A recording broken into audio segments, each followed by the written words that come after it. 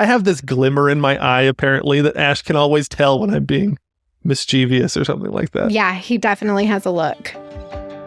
This is the Exploring the National Parks podcast with Dirt in My Shoes.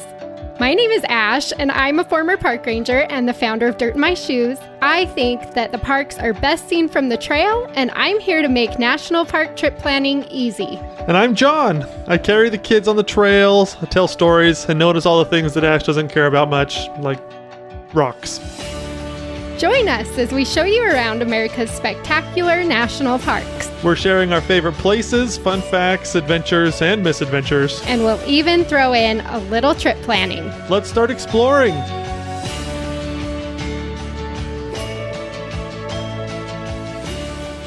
I don't know about you, but I have a short list of national parks that I've never been excited to visit. Oh, interesting. I didn't know you had that list. Yeah, you did. I think you did. There's some parks that I was just like, I'm good. Okay, yes. Do you know what I mean? We have had conversations and like, which places should we go? And yeah, okay. Okay, so the thing is, I haven't worked my way through all of the ones on my list that I don't want to visit. But the ones that I have been to, I've loved. Mm-hmm. Like, loved. Right. For example, Everglades. Right. I never cared to go there that much. I was like, yeah, it'd be cool maybe sometime. Not on my priority list at all. And then we went and it was like, dude, this place is so cool. The reason I bring this up is because Death Valley was one of those national parks on my list where it's just like, I mean, why? Right. I'm okay. Yes. I don't need to go. And I think that's true for a lot of people, honestly. I think Death Valley's kind of just one of those that it's like, yeah, maybe sometime we'll go. Well, I remember our first visit when we went together. We were just like looking for a nice warm place to go that we could park our trailer. It was the middle of the winter and we're like, we just need somewhere warm. And we ended up staying way longer, I think, than we anticipated because it was so cool. It is one of my favorite national parks to visit. I can honestly say that I had such low expectations for Death Valley. And then we got there and it was like, this place is awesome. It was like her first date with me. It's true. Such low expectations that I just soared above them. And also, when your expectations are low, I feel like you enjoy it more if it's fun. Exactly. Which was also the case with you. I was like, oh, yeah, he's better than I thought he would be.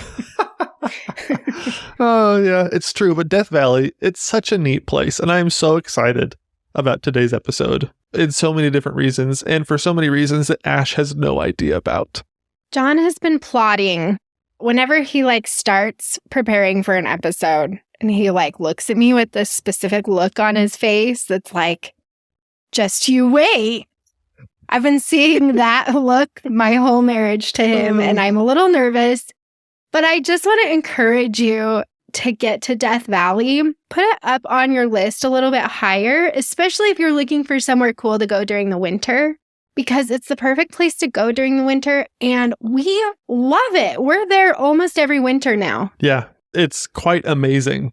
But I think the reason that I'm so excited about it is because it reminds me of something really important from my past. I wasn't even born at this time, but May 25th, 1977 was a defining moment in my life.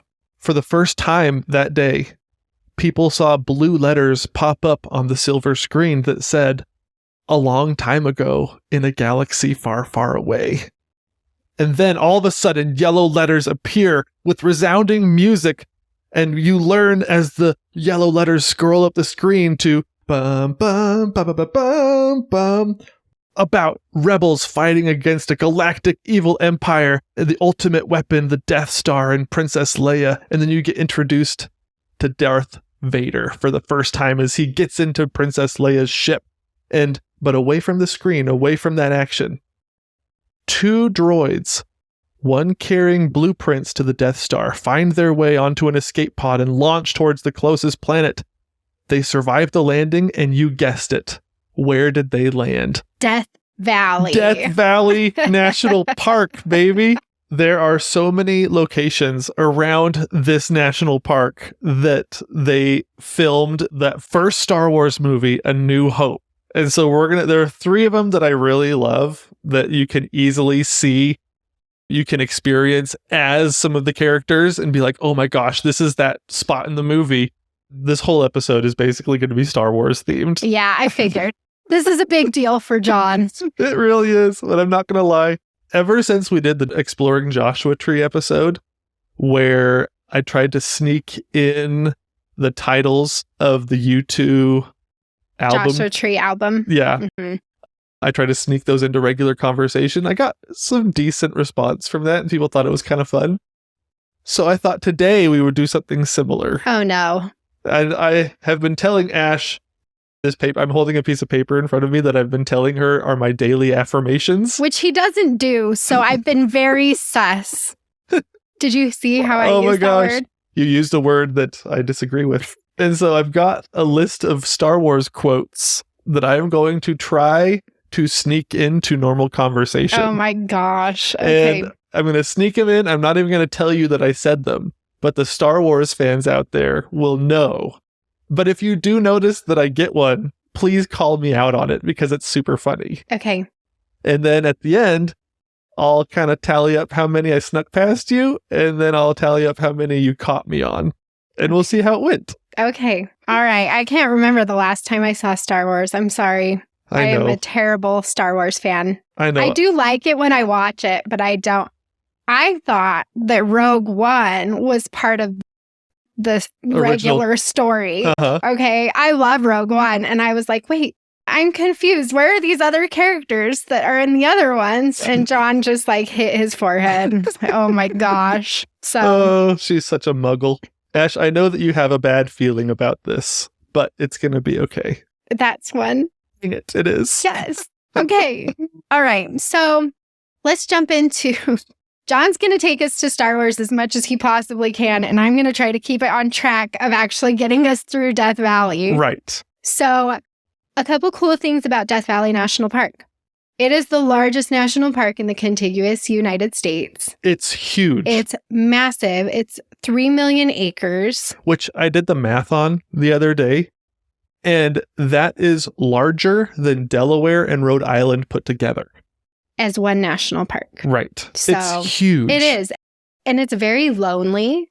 A lot of the roads are dirt roads. And so you feel like you're just having a grand adventure and you're exploring this otherworldly place, which is probably why they used it for Star Wars, because it does feel that way. But it's so interesting, but I wonder if a lot of people just aren't excited to go there because they just expect to see, why would I go to, it's just a giant desert. Yeah. There's nothing exciting to see there. I think that's how I felt. It was like, I know, like, the other cool thing about Death Valley is it's the hottest, lowest, and driest place in America. Right. And in some cases, the world.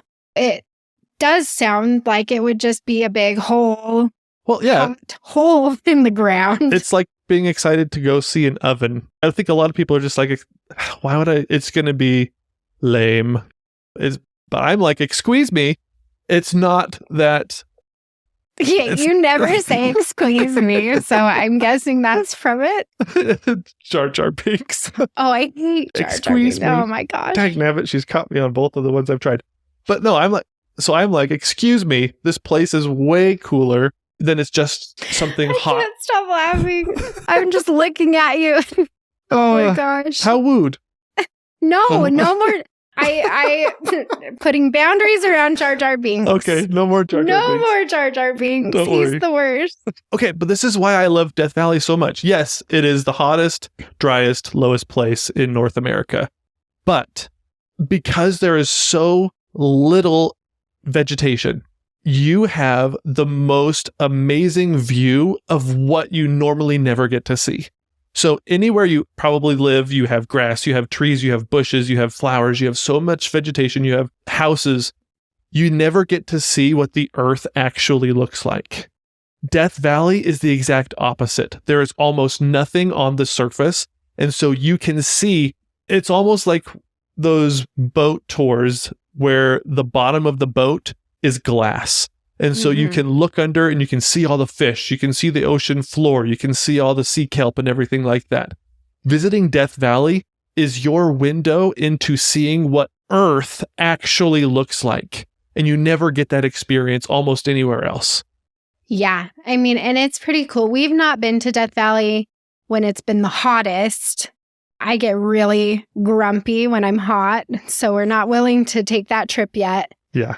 We go, so the peak season is October through April. And that's when you'll hit the nicer temperatures. That's when it's like 75, 80, 85, kind of in there. And so you can do all the things. You can get out and you can explore.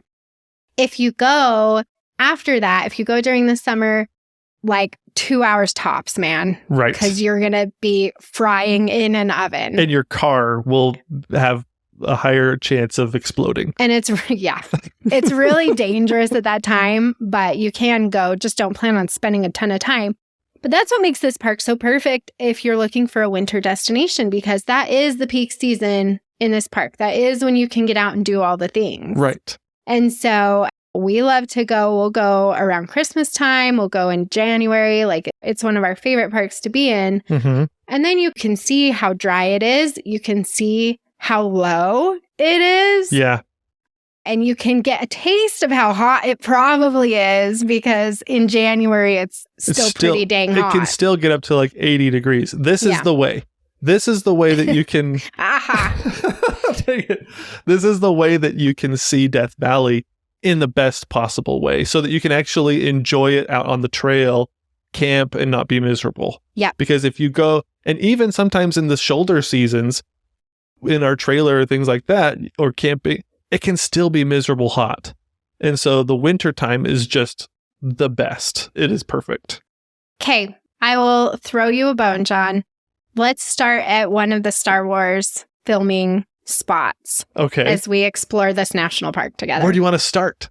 No, pick one. Oh, I get to pick one. Yeah. Sweet. One of the spots you want to talk about. Okay, let's start on the southern section near Golden Canyon.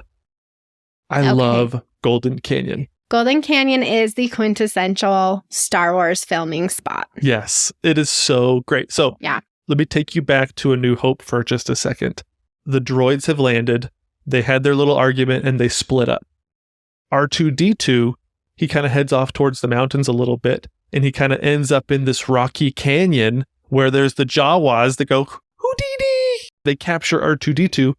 That spot, the Golden Canyon, is where you have the Jawas. That's where you have R2-D2 going away from C-3PO trying to complete his mission. And so as you hike through Golden Canyon, you should watch some clips of that section before you actually go there, because you'll be like, oh my gosh, I am on Tatooine. This is the place. It's so great. Oh, it's one of my favorite places. And so this is so wizard. It's such a great place to be. And so I love Golden Canyon. Yeah, so wizard. Huh? Yes, this is so wizard with Anakin from episode 1. Dang it.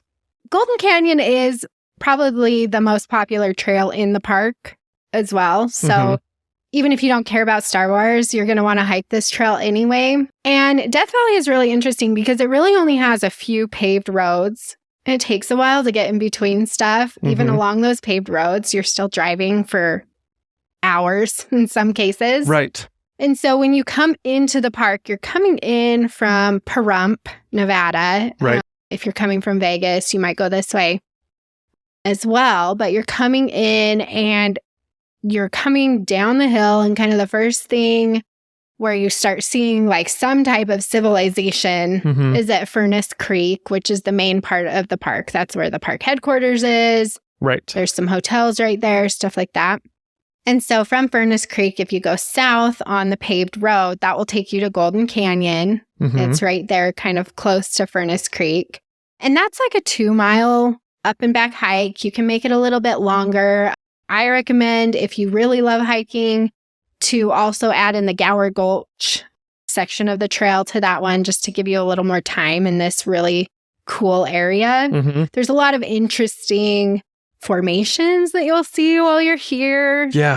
And yeah, you're walking in the footsteps of R2-D2. So it's pretty cool. Tire tracks, probably. So yeah, sorry. He doesn't have feet. Silly me. Exactly. No, it's such a neat hike. I love it. And we've almost sometimes it feels like you're kind of in a labyrinth in some ways when you're hiking up that. It winds through. Yeah. And like, I love it because you're kind of in these like Badlands formations. Mm-hmm. The rocks have really cool striations and it's just really interesting to look around. Mm-hmm. And it's not as dead right. as you would imagine Death Valley to be. Right. There's some interesting things to look at. Right. There's not a lot of plants. Amazing colors. But yeah, the colors and stuff like that is really fun. At Golden Canyon, you'll see some like really bright golden yellows.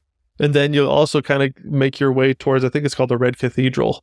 But as you make your way through there, you'll see some great things. But also what's kind of crazy, which we haven't mentioned, was at the far side of Golden Canyon is where Zabriskie Point is. And so Right. a lot of the view, and it's a really famous sunrise spot, but the view from Zabriskie Point is you're looking at the tops of Golden Canyon. And Right. so it's kind of interesting. So if you were up there and I was hiking down there, you'd be like, I have the high ground. That's pretty cool. I'm guessing that's another one. Oh my gosh. Dang it. I'm not getting these past you. I haven't gotten one past you yet. Well, I'm just that good, Also, I guess. I'm not working it in. I'm getting a little excited. I have this glimmer in my eye, apparently, that Ash can always tell when I'm being mischievous or something like that. Yeah, he definitely has a look. But that's true.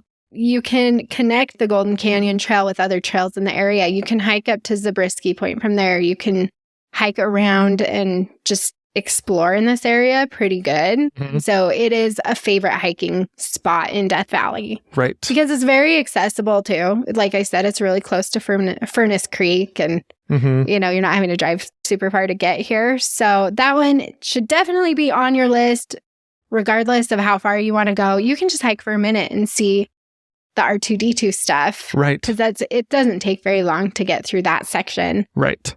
And we will talk about Zabriskie Point when we talk about that other road, because that's a really cool viewpoint too. Right. Exactly. But going south from Golden Canyon, that's when you get to the Artist Drive. Which is another Star Wars location, by the way.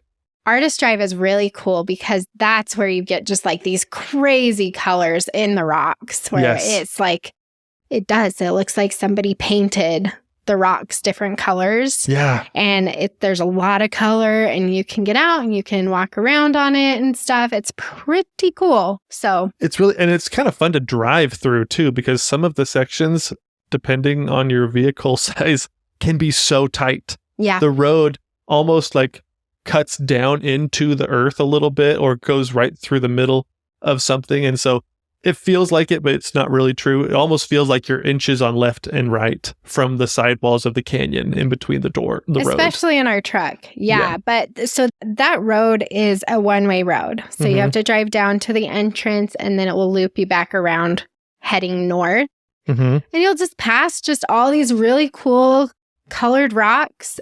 There's one section, the Artist Palette, that's kind of the main place where you'll see a whole bunch of colors all in one spot. Mm-hmm. But you'll see colors all throughout. And like you said, it's a fun, windy, curvy drive that's pretty narrow. It's just a really cool scenic drive. I really love that spot. What Yeah. do they do in Star Wars there? So I think they did two things in this area. One was it's another Rocky Canyon view where you see R2 going through a rocky canyon. But I think there's also a part at the beginning of Return of the Jedi where Luke is basically walking up to Jabba's palace. I'm pretty sure that was right around here. I couldn't tell you exactly where, but those two things kind of happened in this area, if I'm not mistaken. And so it's pretty cool. But along the note of like the different colors, this is what I was talking about before. If there was vegetation on the mountain, you wouldn't see those colors. Right. And so this is another glimpse into the underground workings of the geology of Earth, and especially Death Valley right here. It's super neat. And you're like, what chemicals are those? What are those minerals? It's really neat to see how many variations of color are actually under your feet. Maybe, and you don't even notice it just because there's grass under your feet normally. Right. Yeah, it's really cool. So definitely add that one on Heading further south, you get to the Devil's Golf Course, which is just some really interesting little salty formations. Terrible place to get a skinned knee. Oh, beware of open-toed shoes here. Yeah. Because it's painful. Oh my gosh. It's so sharp, all the salt formations. Death Valley is such a cool place if you want to study water. You would think that is totally the opposite, because it's the driest place basically in North America. But because there's no vegetation stopping erosion, water basically can do whatever it wants in Death Valley. And so as you're driving and as you're looking up on the mountains, you're seeing these canyons. If there's a rainstorm, floods are just insane here. Because there's nothing to soak up the water. Exactly. It just flows. It flows. And it doesn't take very much water to make big problems here. So a little bit of water can make massive change in Death Valley. And so as it rains, it's the erosional force of water just tears down at the mountains, and it's pulling minerals and everything it can, rocks, everything out of the mountains. And you can see what they call our alluvial fans. You'll see almost like a fan is what it looks like. It's pulling stuff out and it spreads it out along the valley. But even further down, a lot of the things that the water absorbs, like salt and other chemicals and minerals, they come down to the bottom of the valley. And then when they're there, as it evaporates, that's when you get to see it as it crystallizes. Right. And so that's what you're seeing here. And we'll talk about borax maybe a little bit later, but salt and borax and some of these other minerals crystallize at the bottom of the valley here in Death Valley. And as it dries, it gets all crusty, and you have some really unique formations that you won't see other places. And so that's what the Devil's Golf Course, and we'll talk about Badwater Basin in a minute, but that's what you're seeing. You're seeing the crystallization action of water and all the minerals here at the bottom of Death Valley. And so anyways, the Devil's Golf Course is such a really cool place to see that specifically. Yeah, so we always like to stop there. That's down a short dirt road. So again, like even some of these main spots you can expect to be on a dirt road. Yeah, that was a big surprise to me when we first visited Death Valley, how many dirt roads there are. Yeah. As you travel around. To the main stuff, they're pretty good dirt roads. So you can get there in a car. I would say like going south of Devil's Golf Course, there's a hike called Natural Bridge. That road got a little hairier for a car. It was just like, I can't believe this is like on the map. And it was okay. Right. But it was still just like, I don't know about this one. I know. It's so funny. We're in our truck and we were doing fine. We got there in our truck, but some people in their sedans or their minivans or whatever, I was like, you got here in that thing? You're braver than I thought. You know, so people are pretty... That was not somewhere I would want to break down. Just saying. Right. That's like, you really are not close to anything. So any breakdowns or anything, you're spending thousands of dollars just to get your vehicle worked on. Yeah, exactly. But, which I'm sure we'll tell a story later about that. Yeah, we will.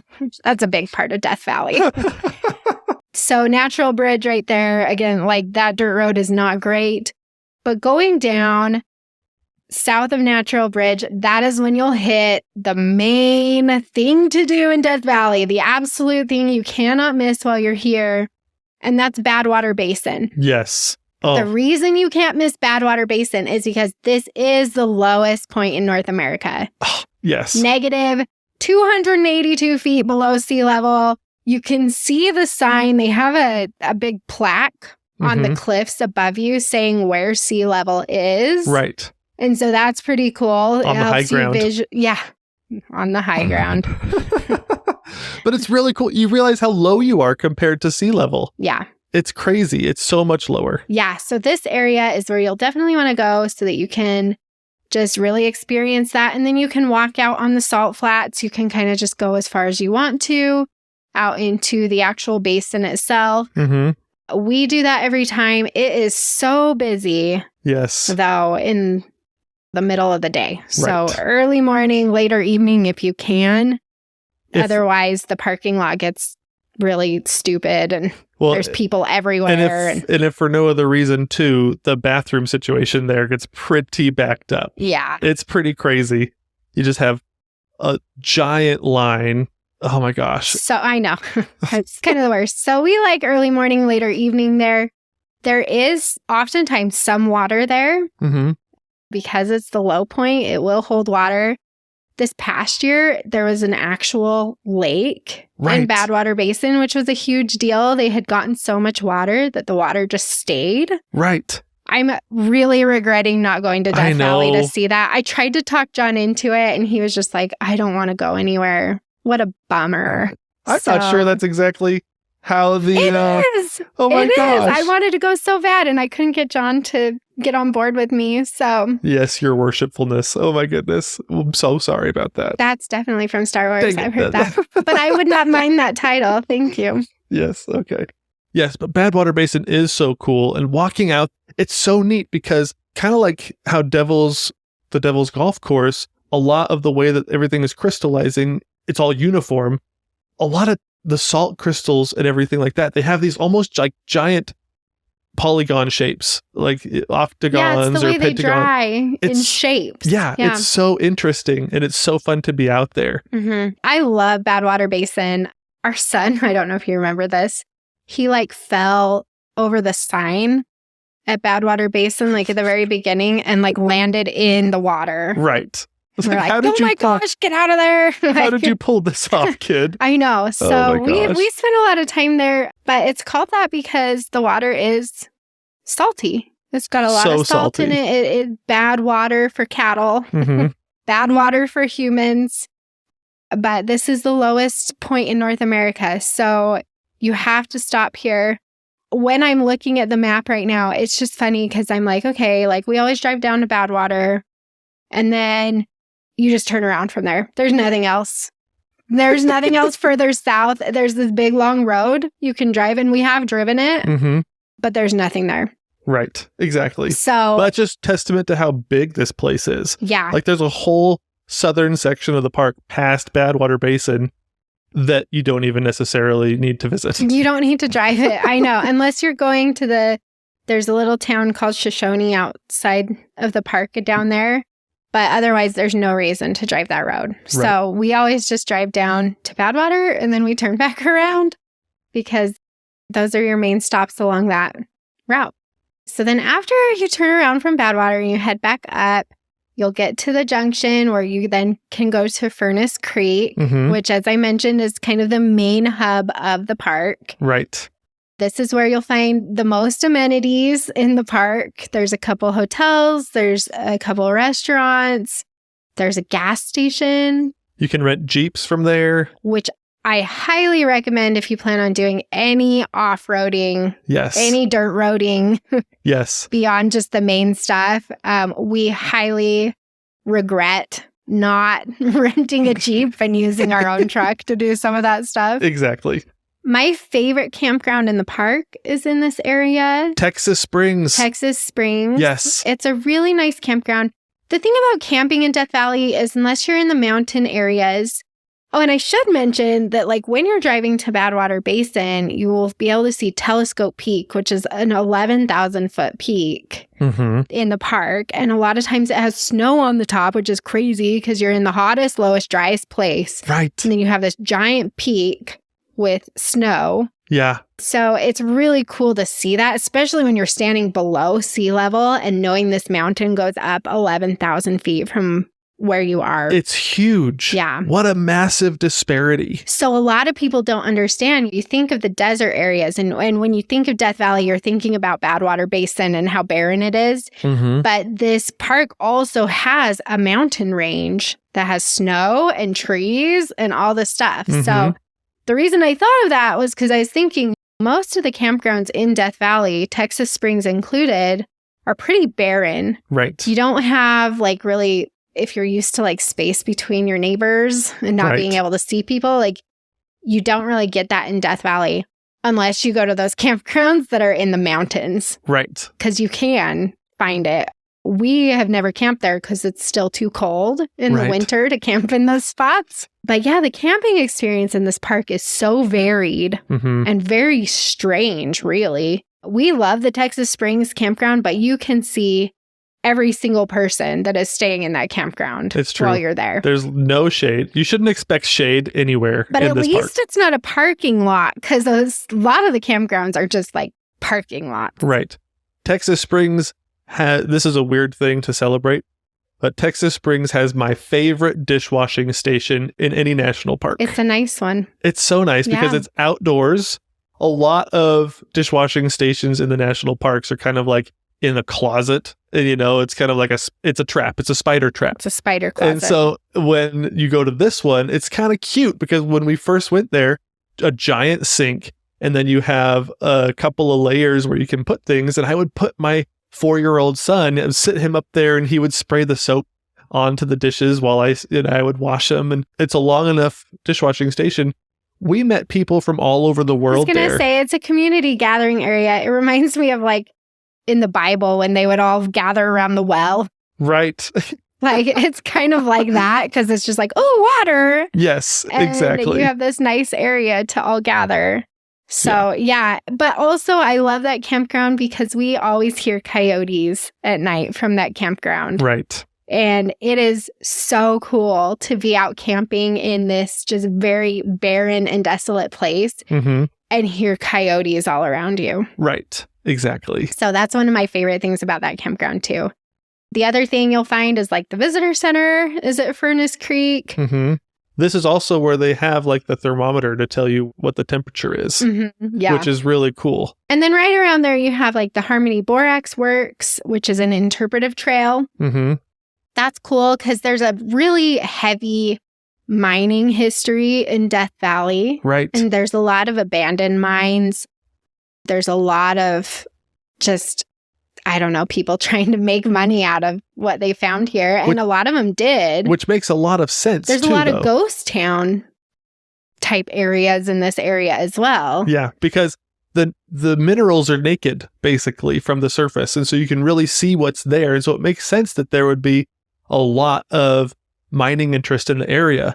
The situation is so harsh when you were here. And so a lot of them started and failed and didn't make that much money.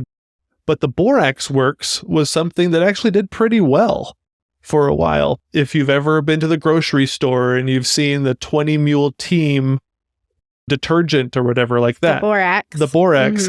This is where it started, because in order to get these minerals to a place where they could actually send them places, this place is in the middle of nowhere. Getting the minerals from the location where they mined it from or gathered it from out into society was such a massive challenge. They had to use 20 mule teams. Yep, because the mules are tougher and hardier than almost any other animal. And so that's what they used. And it's so cool. And you can see a recreation of the wagons that they used here. Yeah, I like that trail because it's a really good nod to some of the history of Death Valley. So we like to stop there. That's basically the Furnace Creek area. And then from there, if you head back out, we kind of skipped this part, but we mentioned it. If you head back out towards Pahrump, Nevada, which is really the closest town of any type of amenities. I mean, you can find some smaller amenity towns closer to Death Valley, but if you're looking for like a regular grocery store and like a Home Depot and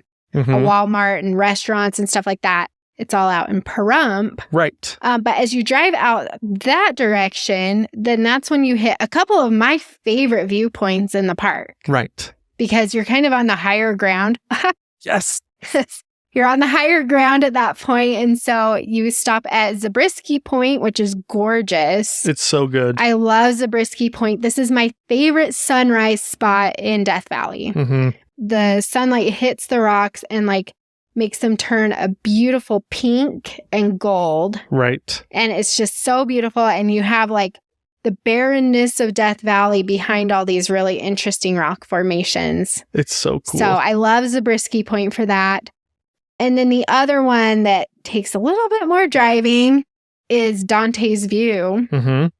So you'll turn off that road and go up towards Dante's View. And towards the end, it gets a little crazy. Like it's pretty narrow and you have to have a smaller vehicle to get up in there. And it gets a little bit steep. And the parking lot's really surprisingly small. Yeah, it is. It is. So it says nothing longer than 25 feet coming up to Dante's View. And that's absolutely true. Yeah. Our truck, which is like 21 feet, struggles. Yeah, it does because it does get pretty narrow and steep up in there. Mm-hmm. But then you get up there and you're basically on the top of the mountains looking down at Badwater Basin. Right. And so you can see all the salt flats. You can see just how low and desolate everything looks. Mm-hmm. And you just see the surrounding mountains. You see Telescope Peak really well. It's just a pretty epic viewpoint. It's an amazing bird's eye view. What's so cool, Death Valley National Park has multiple like north-south mountain ranges that are kind of a part of it, and a couple that are diagonal and things like that. But it's kind of amazing because as you're standing on Dante's View, you realize that, and you're looking towards Badwater Basin, behind you, there's still a fair amount of national park. The national park goes all the way across this giant valley, north, south, and up and over Telescope Peak in those mountains, and even further. And so it's just huge. There's a scene from one of my favorite Westerns, which is Lonesome Dove, where this awesome kid, Newt, comes up north from Texas. He's on this valley, and he's like, I never thought that I would be able to see so far. Mm-hmm. And Death Valley is definitely one of those places where you're like, I can't believe how far I'm actually seeing. Because there's not a whole ton of pollution, because there's not a whole lot of people out there. There's not a lot of businesses and cars or whatever polluting the air. On a crisp morning, you can see so far. Yeah, it really is incredible. So those are my two favorite viewpoints in the park, I think, is Dante's View and Zabriskie, which you'll find along that road as you're coming into Death Valley from Nevada. Definitely worth a stop there. So let's continue going north. This part of the park is so vast. Mm-hmm. It's like there's so much land and so much park, but only really a few things to do, and everything's kind of spread out. Yeah. So it takes a minute to get to these areas. A lot of people don't get to a lot of these areas because of how spread out and how much driving it is. We've driven some of these sections at night, and it's crazy that everything is black. Yeah. You'll see like a car's headlights or taillights up ahead, and that's all you see. Like, it's amazing. You'll have light from the stars, but the landscape is so dark. It's pretty cool. So going north from Furnace Creek, you'll pass the Salt Creek Interpretive Trail, which is pretty cool.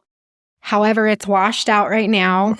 Death Valley has had some really big flash flooding events over the past couple of years where it actually it tore apart the road and they had to close the park for a while. Park is open because we were going to record this podcast last year because we're like, ooh, winter, Death Valley, our favorite park. And then it was like, nope, everything's closed. Right. So they got most of the roads fixed, but some of the trails especially still are just like totally washed out. So Salt Creek is one of those, but they have said they are going to rebuild it in the next year or so, which is great.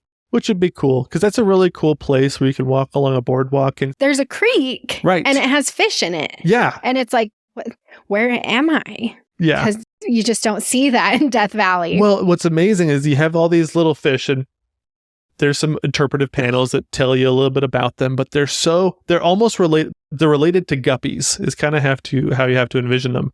But it talks about how aggressive they are, and they're super territorial. And so even while you're there hiking, if you kind of look at a few of them, you can see some of them fighting. And I don't know, there's always a bigger fish, but it's really fun to kind of watch those little wildlife and realize, oh my gosh, this is like the only fish that could exist in this place because the water is so salty. Yeah, so that's pretty cool. When that reopens, it's definitely worth a stop. A couple other things up here that we like to do. I mentioned there are a lot of mines in this park. So you've got kind of in that same area, the Keene Wonder Mill and Mine. That's pretty cool. You can walk around. It's called the Daylight Pass Road. But if you go more into Nevada from the park up in here, just outside of the park, you'll get to Rhyolite, which is a pretty creepy ghost town.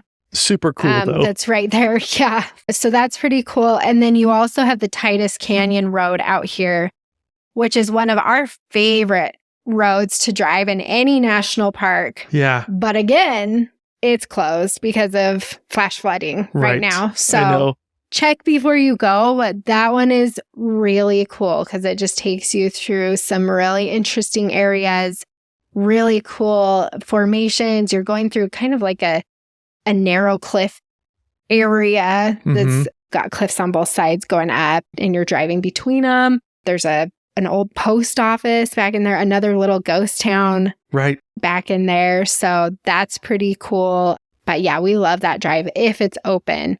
Right. We took our truck on that one and it did fine. That's not where it broke. So I know. It was so funny driving that road because I think we overestimate on all of the roads, dirt roads, we overestimated our truck's abilities. It's just a really rough place. I mean, the roads, like I said, like to some of the main stuff, it's dirt road. I know. Which you're not used to seeing in the national parks a lot. Right. And a lot of dirt roads are fine. Like I was like, I don't know. When we started driving, I was like, I find your lack of faith disturbing. But it was... Check. It got me. It's really fun, but they're so rugged and hard on your vehicles. Yeah. So the cool thing that you can do, though, if Titus Canyon is still closed, you can go up. There's a road. It's a dirt road that takes you to the mouth of Titus Canyon, and you can park there, and then you can walk into the Narrows area, because you can't drive there right now. Right. So that's an option. And then going further north it's the Scotty's Castle Road right there. That takes you up to Scotty's Castle, which has been closed for a very long time. So long. Because of flash flooding. Yes. So they keep saying, like, we're going to reopen it then, and then something else happens, and it's like, no. It just keeps happening. And we've talked about the power of the flash floods here. They have a couple of pictures of when the roads get washed out, where you have a park ranger standing in like this gully that just washed out the road. He's got his arm lifted straight up in the air, and he doesn't even reach where the road was. Yeah. And so it's just pretty crazy. It's nuts. So this area gets hit by flash floods a lot. So Scotty's Castle has not been open for a long time. Almost like 8 to 10 years, something like that. I think it was like 2015 or something. Yeah. We don't usually drive up here unless there's one reason that we drive up here at this point until Scotty's Castle reopens. Well, first of all, you'll pass the Ubehebe crater, which is super cool. It's really cool. A relic to the volcanic past of Death Valley. It's just not worth the drive just to go see that, I don't think, because it will take you a long time to get up there. Yeah. But if you're driving up there, and you're hoping to go to the racetrack, which was like a big bucket list item for me. I wanted to go to the racetrack in Death Valley. Mm-hmm. This is the area that you see where the rocks move. Yes. And they leave tracks in the valley. You can see where they've moved, and they move on their own. And so you have like these rocks, and then they have like their pathway behind them. It's kind a scientific wonder. Yeah, it's pretty cool. Yeah. So I wanted to see that in person. And so we're like, yeah, let's go up to the racetrack. Let's do that. And we took our truck. And it was the worst dirt road I've ever been on. It was just straight washboard for like 4 hours. Oh my gosh. I've never seen you say washboard, but it's not like it was regular washboard either. It was the washboard from hell. Oh my gosh. We started it and I was like, never tell me the odds. We got this. And it was fine, but we made it through. Well, and they always tell you, like, don't drive this unless you have backup. If you get stranded out here, it costs $3,000 to get you out or whatever. Right. And we're like, we got this. Right. About 15 minutes after we started, we weren't even that far into the drive. And there was this Toyota Tacoma that was built for off-road. You could tell, and there was like another Jeep was with them, and they were built for this kind of activity. They kind of like flashed their headlights at me because I'm in an F-250. And they kind of flash their lights at me, and I pull over, and he gets out of his truck and he walks up to the window and he's like, hello there. And I'm like, hi. He asked me some questions, like if I have a compressor for my tires, or he asked me some other question. And I was like, I think we're going to be just fine. I'm in my truck. And that was like 15 minutes in, and the road still wasn't that bad. But then I realized what he was talking about later on. And I realized the reason he has a compressor is so that he can air down his tires, so that his tires absorb a lot of the damage basically that's happening to your vehicle. And this road is not for the faint of heart. I'll point it that way, because the thing is, it's like what Yoda says, and I'm going to give you this one. This road is a do or do not. There is no try. Because if you get out there and your vehicle is done, there's no getting you back without $3,000 worth of tow fees and everything like that. You're stranded. Yeah. And we were like, we're fine. It's good. We can do this. And we did do it and we made it. And it was so cool. Like totally worth it. I loved being there. And we saw vehicles in worse shape than ours that made it out and back. So it wasn't like we were idiots for doing it. It's just, we were just very unaware of what it actually was going to take to get out there.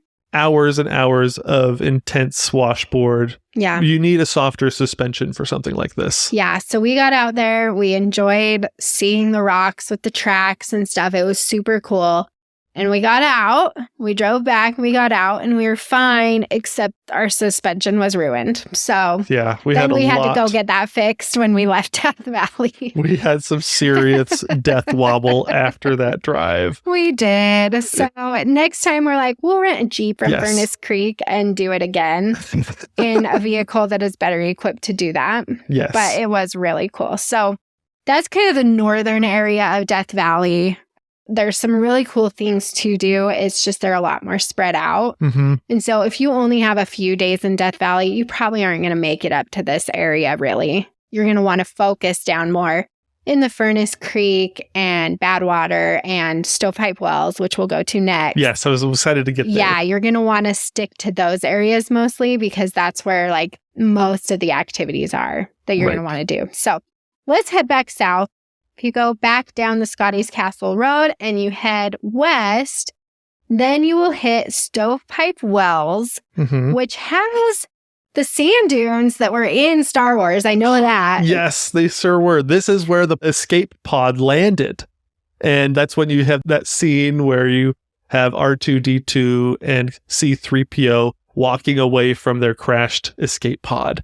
It's so good. And this is the Mesquite Flat Sand Dunes, which I think are probably our favorite sand dunes. Yes. Our kids love it. You can hike out among the dunes. You can roll down them if you want to. The scenery is just so beautiful out here. You've got the desolate feeling of it with the mountains around. And I don't know. We spend a lot of time here. We've hiked up to the highest dune. Our kids love this place. And I have mixed feelings about this place because of how much sand we've had to get out of our kids. John hates sand. But that's what our kids want to do when we go to Death Valley. I don't like sand. We can go to the sand dunes, and that's where we spend a lot of time. So that's a really fun spot, and it has Star Wars ties, which makes it really cool. Yes. The other main thing to do in the Stovepipe Wells area is Mosaic Canyon. So cool. Such a fun place. This is a really cool hike that you can do. You do have to drive a dirt road to get up here. And it does have some large potholes. Yeah, we've had times when we've been here and the road has been closed because it's been washed out or they've been doing construction on it. And so it's so cool. From when you're at the Stovepipe Wells area, you can just see the road going straight up the mountain, basically, to where the canyon starts. It's really cool. Yeah.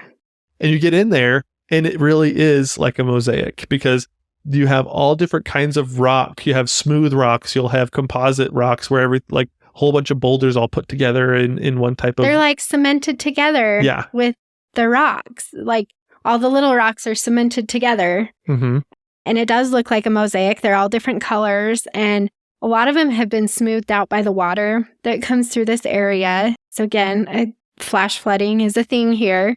But it's really cool. And you don't have to hike super far. The whole trail is a little bit longer. I think it's around like 4 miles to do the whole thing. But a lot of times, if we don't have that much time, we will just do the first part of it. And you still get to walk through the cool mosaics and you get to go in the little slot canyons. And there's like a dry fall that you can slide down that our kids love. Yes. There's some really smooth sections where you can kind of just, like you said, slide along things. Yeah, you sit on your bum and you just slide down the little where the waterfall goes if it's running. So we really like that. And we'll just spend a little bit of time up in here just exploring around. Like I said, you don't have to do the whole thing. You can. If you go further, it gets a lot harder, a lot more scrambling. and stuff like that. It opens up a little bit too, a lot further, so that it's not so much like a fun little slot canyon that you're in too. Well, it opens up. So you do like the first part where you're kind of in a slot canyon. And then when it starts to open up, you hike in that for a minute and then it closes back up again. But it's harder to get through that.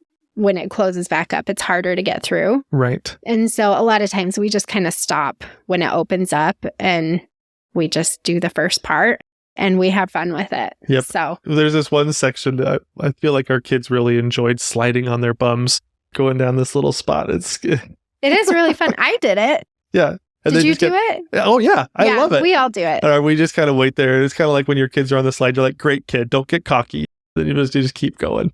It's just kind of fun. It's a really fun section.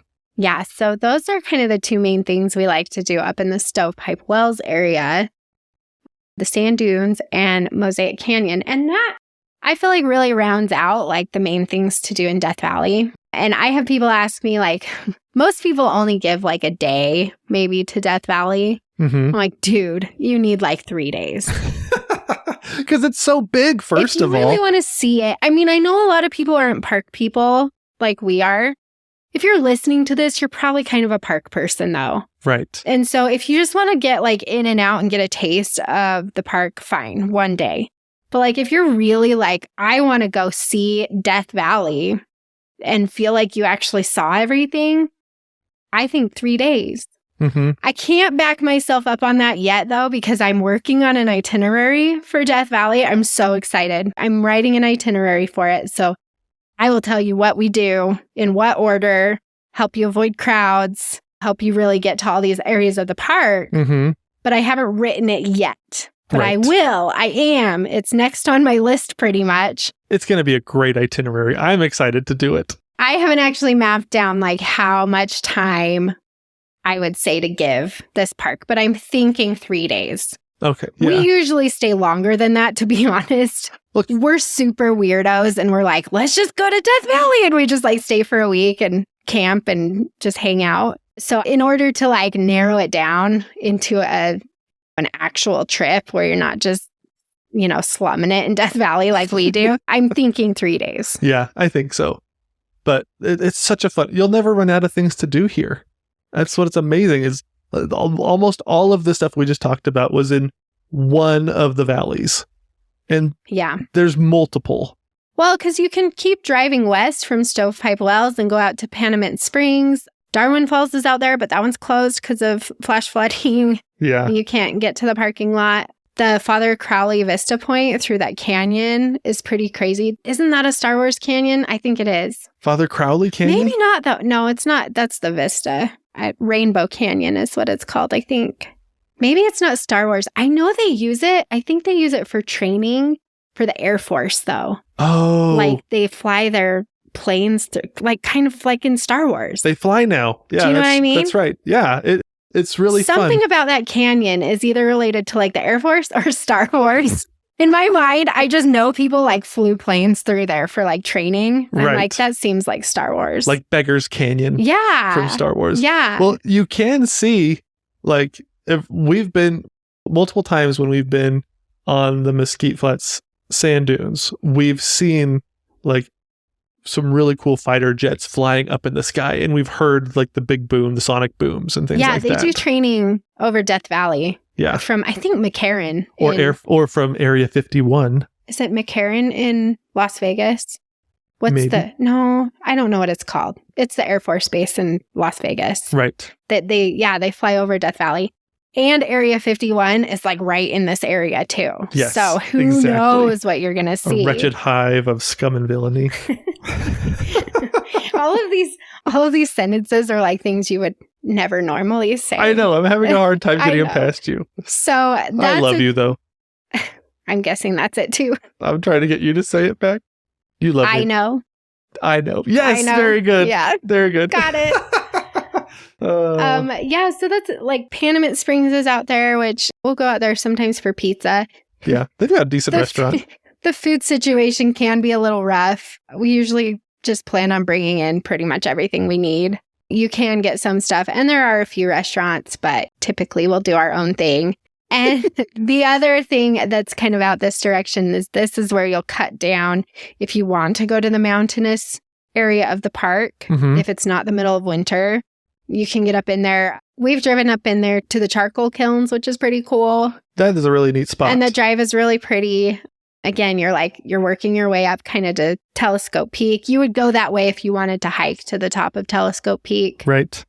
But you kind of need to be there in a better month than January to do that hike. So I've never done it because we have not gone at the right time. It's a cool section to go through But too, it is though, because interesting. it's a different ecosystem. Yeah. You get to see the mountains that actually have water. Yeah. So it's kind Water of cool and that way. trees. I think also some stuff in there is closed for flash flooding too. So Like I said, it's crazy. So much of this park, the driest place in North America, is dependent on water because water is the boss here.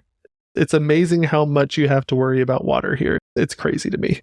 this park, I'm really excited for you to do your fun facts for, because I think people are just going to be blown away by what you can actually see in this park and what it means. So look for that episode because it's coming here in a few weeks. We'll release that too. And I think that really, those fun facts episodes are so good, especially for parks like this, where it's just like people don't really have it on their list to do. And then you learn the fun facts and it's like, God, I got to get there. I got to get there right now. I know. I've already got a few things that I'm like working on right now with about Death Valley that just blew me away. I'm so excited. But as we said at the beginning of the episode, this was a park that like I was never excited to go see. We went one time and I'm hooked. We're there pretty much every winter now because it is so much fun and it just feels so raw and adventurous. And it feels like you're just like, it's just you and nature. Yeah. In so many ways. It's true. And a lot of people probably won't believe you when you tell them how awesome it is. Like I've told my parents this before and they're just like, you want to go home and rethink your life. And I'm like, no, this place is amazing. It's so cool. I love it. Yeah. So we hope that you guys are excited to go to Death Valley after this episode and the fun facts. Make sure you go listen to that one too. We are going to do our darndest to convince you to get to this park one of these winters. And whether or not you actually visit here relatively soon, most of you have already been here in your mind. Or on the big screen. Or on the big screen for Star Wars, which honestly, this is just one of the best places to go if you're a cinephile and you love movies. So, are you excited to find out how you did? I am. Okay. Ash got 9. She caught me on 9 of them. And I snuck past 7. Really? You snuck past 7? I sure did. Which ones? Hello there. That's one. It's a trap. You came here in that thing. You're braver than I thought. There's always a bigger fish. I don't like sand. Who doesn't like sand? Anakin Skywalker. Oh, I tried really? to sneak in the rest of that line, but it's coarse and rough and irritating and it gets everywhere. Is what he says. That sounds like you. Yeah, exactly. Never tell me the odds and great kid, don't get cocky. That was another one of the ones. That's funny. Oh my gosh. Oh, wow. Man. So I snuck past. You're pretty impressive, I gotta say. I got That's that pretty past you. impressive. I could tell in your eyes when I said great kid, don't get cocky. You're like, why are you talking about my son like that? I know. Honestly, I should just know. That was fun. Continuing on with the Star Wars theme, your task for today is to go to the Dirt in My Shoes Instagram or Facebook page. And we'll post a picture of the various spots that were in the Star Wars films. And we want you to chime in and tell us which one you are most excited to see. Right. So we'll put on the Mesquite Sand Dunes so you can see those, Golden Canyon, and Artist Drive. Right. Was there any others? Those are the main 3. The main 3. Yes. Okay. So tell us which one you're like most excited to experience through your Star Wars goggles. Put those on and think, which scene would I want to be in? Yeah. And we hope that you're more excited to go to Death Valley now because it really is incredible. Thank you for listening to today's episode. Please go and leave us a 5-star review if you enjoyed it. We'd love to hear from you. And we hope that you get lots of dirt in your shoes.